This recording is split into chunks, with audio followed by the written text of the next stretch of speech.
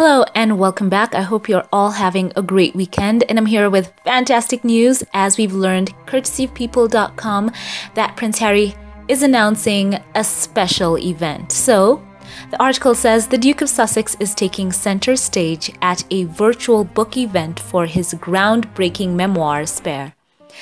People exclusively reveals Penguin Random House will produce an international live stream event with Prince Harry on Saturday, March the 4th at 12 p.m. Eastern Time or 5 p.m. GMT on Vimeo. So Dr. Gregor Mate, author of The Myth of Normal Trauma, Illness and Healing in a Toxic Culture, will join Harry at the live event. The renowned speaker is known for his trauma, addiction, stress, and childhood development expertise. During the intimate conversation, the pair will discuss living with loss, the importance of personal healing, before answering questions from the audience, which can be submitted when registering for the live event.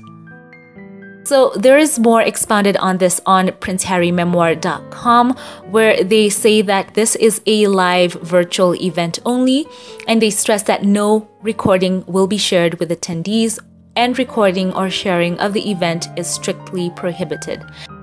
So each ticket, they say, includes a hardcover copy of Spare.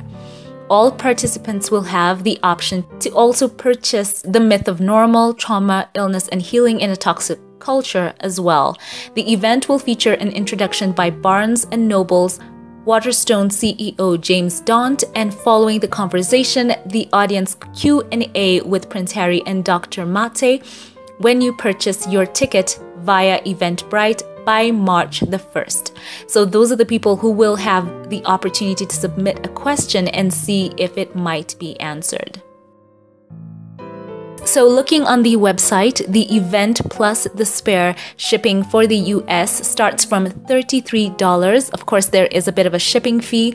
I think that's about $4. And for those who want to buy the book Spare as well as The Myth of Normal, it goes up to $60 plus around $5 shipping fee as well.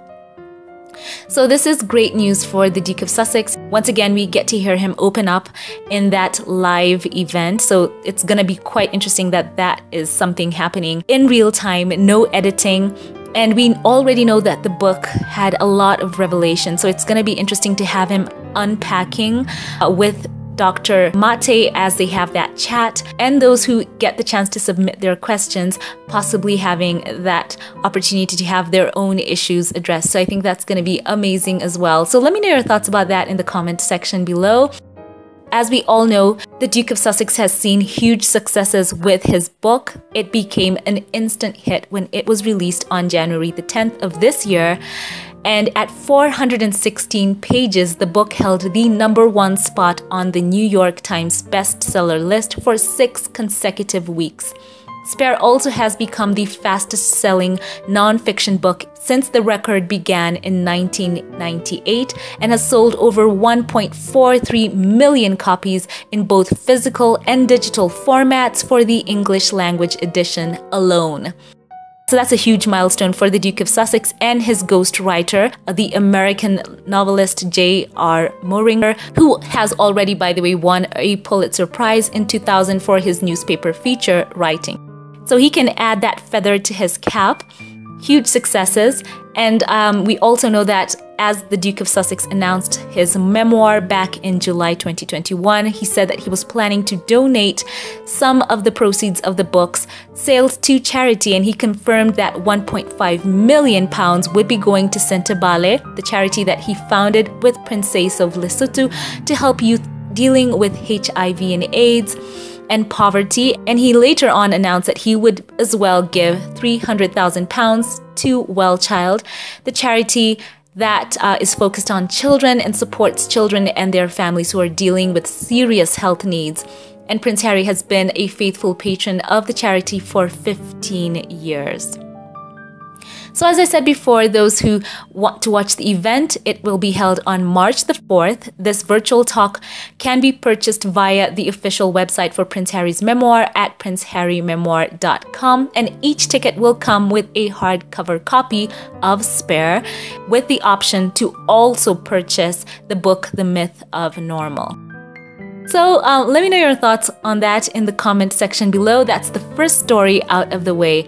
So as we talk about Spare, there's a story that caught my attention that I want to debunk here. So let's just segue into this. Apparently, according to Newsweek, they say, and I found this very funny, they say that Prince Harry and Meghan, that their popularity has dipped. So this was the huge headline that caught attention, saying, quote, Prince Harry and Meghan Markle disliked more than Prince Andrew in America, end quote. Of course, I know a lot of you are just like, sure, Jan. So this article says that the Sussexes are disliked in America. Specifically, keep that in mind. They keep citing the US more than Andrew in the aftermath of the book Spare. So that's where we're going to segue into this story. They say that Harry's popularity in the US has shrunk 48 points since December and Meghan's 40 points, giving them a net approval rating of -10 rather, for the Duke and -17 for the Duchess. So this is according to polling by Redfield and Wilton for Newsweek. And Andrew as well, they said, was viewed negatively, but by a slimmer margin, with a net approval rating of -2, with 26% saying they liked him and 28% saying they dislike him. And by the way, that 26% who answered in the affirmative, I mean, what? So anyway, the difference is striking, the article says, not least because Harry and Meghan's supporters frequently compare their treatment by the palace and British media to Andrew's as evidence of unfairness. So the article continues to elaborate on the accusations against Andrew and how he settled out of court, as we all know. And they also point to the fact that Harry in his book talked about the decision to remove his police security detail. And he compared his own situation to Andrew, who was embroiled in a shameful scandal, in quotes, and accused. And Prince Harry says this, quote, and no one had so much as suggested that he lose his security. Now, as we all know, that Harry's security was pulled and Prince Andrew is still on that taxpayer dime. So all in all, I found this story quite interesting.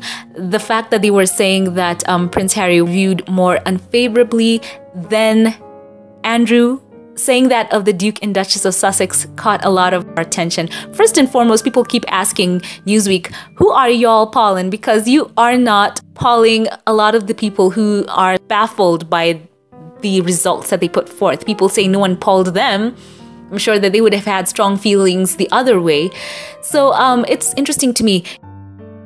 So I've been wondering a lot about Newsweek as I've been looking through some of the stories that they've printed of late on the Duke and Duchess of Sussex, and I've got to say that 98% of them are negative. And I've been wondering, what does this magazine have against the Sussexes? I don't think Harry and Meghan have ever spoken about them, but they seem to have just taken up a cudgel for the team, if I want to call it in quotes, anti-Harry and Meghan. In a lot of their stories, they've been so negative. And it's quite interesting to a lot of people who know the background of Newsweek that they are a legacy outlet. They were once viewed as an iconic magazine, and I looked through a bit of the history of this magazine that was once a well-respected voice in American journalism, and I've seen that they have had to change hands a couple of times. They've had some financial difficulties, for sure, a lot of downs. Even there was a point that they were raided by the federal agents investigating a money laundering operation. In 2018, they've had a couple of issues. But when I was looking through them, they do say that they've tried to rebound in a way. And according to Daniel Tovrov, who wrote for the Columbia Journalism Review, he depicted Newsweek saying that they were once one of America's most distinguished magazines. And now, according to him, he called it that they are a shell of their former self. All that was left was clickbait op-eds from the likes of Nigel Farage, and he goes on. And he said that while the name Newsweek still carried a certain authority, remnants of its status as a legacy outlet, and the magazine could still bag impressive interviews now and then, that it served an opaque purpose in the media landscape, end quote. Pointing to this, he gave an example that there was an op-ed written a while ago, Kamala Harris, who was born in California to immigrants. And according to that op-ed, the person said that she may not be eligible to serve as vice president. And many people pointed out that that was some type of racism because it was on par with the birther conspiracy by those who claimed that Barack Obama was born in Kenya. He also went on to say that 3 days after the op-ed was published, Newsweek apologized, sort of, in an editor's note by the global editor-in-chief, and they acknowledged that they entirely failed to anticipate the ways in which the essay would be distorted and weaponized. So this magazine, they have surely gone through some issues. And according to what I have now learned, especially as I've done this, I'm starting to realize that Newsweek for me does not hold that place that I had thought that it did. And it's quite interesting that it is Harry and Meghan who have put me on a path of trying to figure out what was going on with this magazine. As I said before, they are a legacy outlet and they bank a lot on that name that they have. And this story that was written concerning them being less popular than Andrew, it's written by, and I'm not saying this so that people can go and attack the author. In fact, I won't even give his name, but he is a chief royal correspondent based in London, the UK, and he reports on the British royal family, including all of them, Charles, William, Kate, and all of them.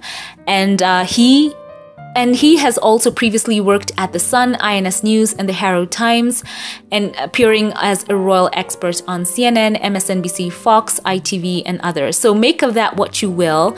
It's interesting that to me, when I look through all of these articles on Harry and Meghan on Newsweek, a lot of them are quite negative, not only from that one correspondent or author, there are just a couple of other articles that have seemed to lean negative when it comes to the Sussexes. And case in point, not just talking broadly on the media, we've seen how Harry and Meghan have had to respond to a non-story by saying that they were not going to sue concerning the South Park episode. And you can imagine how that story had gone around the world, and a lot of people were perhaps appalled in that period of time when the story was going around that Harry and Meghan wanted to sue concerning that episode. And it was very interesting that a lot of people seemed to say that Harry and Meghan could not take a joke and why they would sue when in fact South Park has targeted so many other people. And who knows what those stories might have done. Who knows how that might have shaped a lot of people's perceptions of the Duke and Duchess of Sussex to the point that they had to put out a statement to quell and to quench a non-story. So it's interesting to me, once again, how the press in some sections operates, printing stories out of thin air. Who were those sources? No one knows. But, it was out there that Harry and Meghan wanted to sue, and so many other stories that we know that have been attributed to sources when we know fully well that Harry and Meghan have said that so many of these specific outlets, especially tabloid outlets, they said that they would have zero engagement with them. Look at their stories. So here is just a sampling of the stories that Newsweek have out on the Duke and Duchess of Sussex in these last 2 months or so, and you can see a lot of them lean negative. So I've got to say that Harry and Meghan, when they took on a lot of these British tabloids and how we know these stories can permeate even into the mainstream media, they truly did take on a massive juggernaut, and our prayers that they can, they can have peace and the truth will always come out. Cream always rises to the top, right? So I want to know your thoughts on these two stories in the comment section, and keep it here. I have an amazing video coming out where we're going to talk about Meghan and her blackness. It's an amazing video. I had so much fun putting it together for you, and it was in response to an article that I saw. So keep it here for that, and leave your stories on this in the comment section. You watched all the way to the end. Thank you for watching, and a special thank you to those who support this channel financially. I want to give a couple of shout outs here to some faithful supporters of this channel. I want to say thank you to you, Anna M. Jackson. Thank you so much for your love and giving to this channel. I appreciate you. Betty Wright, you are so dear to me, so sweet and giving. Thank you, Betty, for all the ways that you support this channel. Connie Belmer, thank you. Thank you for your generosity, for your support for my work. It truly, truly does mean a lot to me. And thank you to Matilda Addison Loy as well. Thank you for your giving to this channel. I want to say God bless you. And thank you to Eldridge. Eldridge, you know that you are always in my heart and I always pray for you and your family. Thank you, thank you, thank you. Once again, thank you to all who like, comment, and share. And if you liked this video, don't forget to give it a thumbs up. Click that subscribe button. Let YouTube know you enjoyed what you watched. It also does really help out the channel. Thank you once again. Leave your comments below and I will catch you in the next video. Have a blessed one.